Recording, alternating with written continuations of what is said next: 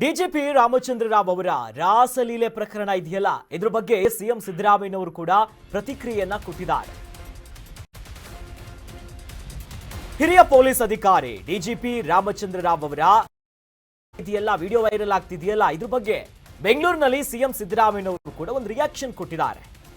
ಈಗಾಗಲೇ ರಾಮಚಂದ್ರ ರಾವ್ ಅವರನ್ನ ಅಮಾನತು ಮಾಡಲಾಗಿದೆ. ಶಿಸ್ತು ಕ್ರಮವನ್ನ ಕೈಗೊಂಡು ಅಮಾನತನ್ನ ನಾವು ಮಾಡಿದ್ದೀವಿ. ಕ್ರಮ ಆಗಿದೆ ಅವರ ಮೇಲೆ. ಎಲ್ಲ ಇಲಾಖೆಯಲ್ಲಿ ಭ್ರಷ್ಟಾಚಾರ ನಡೀತಾ ಇದೆ ನೋಡಿ, ಸಿಎಂ ಮಾತಿದು. ತಿಮ್ಮಾಪುರ ಹೇಳಿಕೆಗೆ ಸಿದ್ದರಾಮಯ್ಯನವರು ಪ್ರತಿಕ್ರಿಯೆಯನ್ನ ಕೊಟ್ಟಿದ್ದಾರೆ. ತಿಮ್ಮಾಪುರ ಹೇಳಿರುವ ಬಗ್ಗೆ ನನಗೆ ಗೊತ್ತಿಲ್ಲ,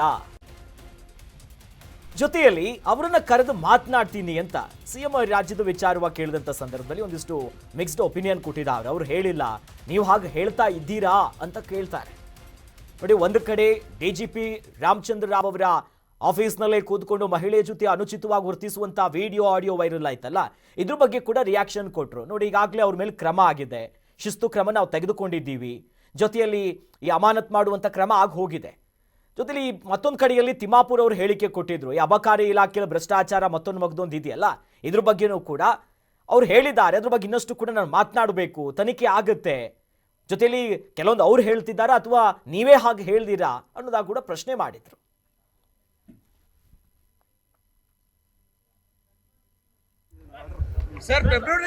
ರಾಮಚಂದ್ರ ರಾವ್ ಅವರಿಗೆ ಡಿಸಿಪ್ಲಿನ್ ಆಕ್ಷನ್ ತಗೊಂಡು ಸಸ್ಪೆಂಡ್ ಮಾಡಿದ್ದೇನೆ. ರಾಮಚಂದ್ರ ರಾವ್ ಸಸ್ಪೆಂಡ್ ಮಾಡಿದ್ದೀನಿ. ರಾಮಚಂದ್ರ ರಾವ್ ಅವರಿಗೆ ಡಿಸಿಪ್ಲಿನ್ ಆಕ್ಷನ್ ತಗೊಂಡು ಸಸ್ಪೆಂಡ್ ಮಾಡಿದ್ದೇನೆ.